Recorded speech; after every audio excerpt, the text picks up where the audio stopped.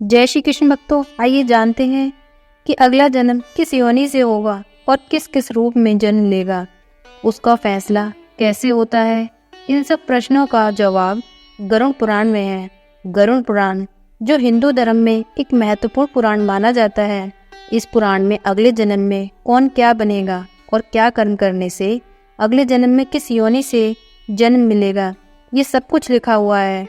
कई लोग इस जन्म में इंसान बनने के बावजूद भी कुछ शारीरिक कमियों के साथ जन्म लेते हैं, जैसे कि कोई अंधा होता है या कोई लंगड़ा होता है या किसी भी तरह का शारीरिक विकार होता है।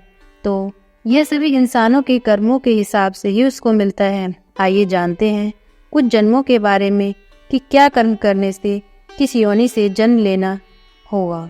कछुआ, जो भी इंसान अपने माता पिता को दुखी करता है, उन्हें हमेशा दुख देता है या अपने भाई बहनों को भी दुख पहुंचाता है, तो उसे कछुए का जन्म मिलता है। कछुए की उम्र 150 से 300 साल तक होती है, इसलिए उसे इतने सालों तक कछुए के रूप में दुख भोगना पड़ता है। स्त्री, कोई भी पुरुष अपने आप को स्त्री की तरह दिखाता है और स्त्री की तरह आचरण रखता है या स्त्री की तरह रहना पसंद करता है, उसे अगले जन्म में स्त्री का ही जन्म मिलता है। गधा, अपने सगे सच्चे संबंधी और दोस्तों का जो मजाक उड़ाता है और हर वक्त उन्हें ताने मारता है और नीचा दिखाता है, ऐसे इंसान को गधे की योनि में जन्म लेना पड़ता है।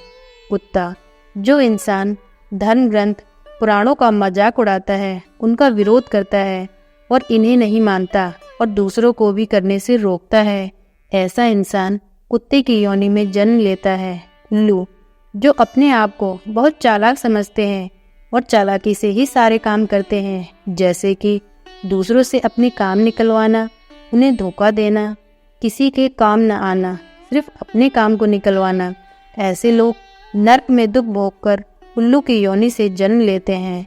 भेड़िया, जो इंसान पराई स्त्री पर बुरी नज़र डालता है और गलत काम करता है, ऐसे इंसान को नरक में दुख झेलना पड़ता है और उसके बाद उसे अलग अलग योनियों से जन्म लेना पड़ता है, जैसे कि भेड़िया, फिर कुत्ता, सियार, गिद्ध और बगुला।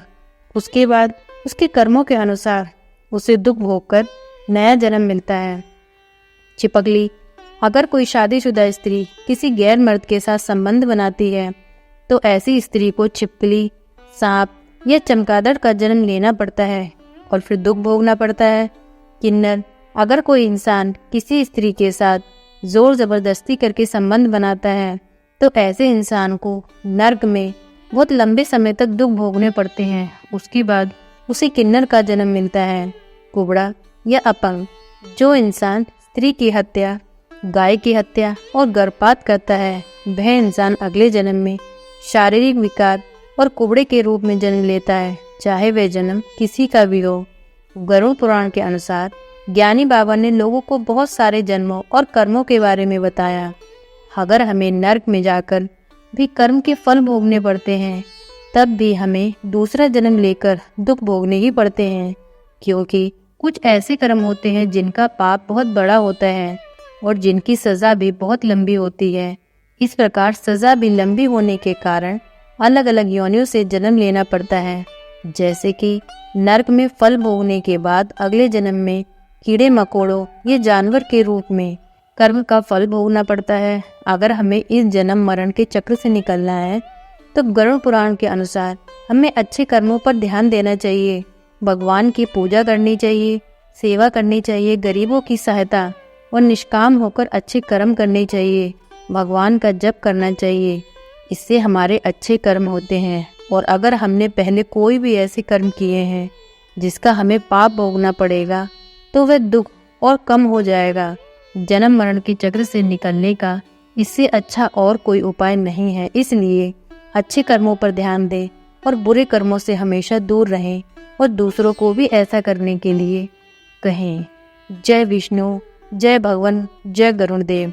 तो भक्तों, आज की वीडियो आपको कैसी लगी प्लीज़ कमेंट करके बताएं। प्लीज़ वीडियो को लाइक करें, चैनल को सब्सक्राइब करें। Thank you. जय श्री कृष्ण।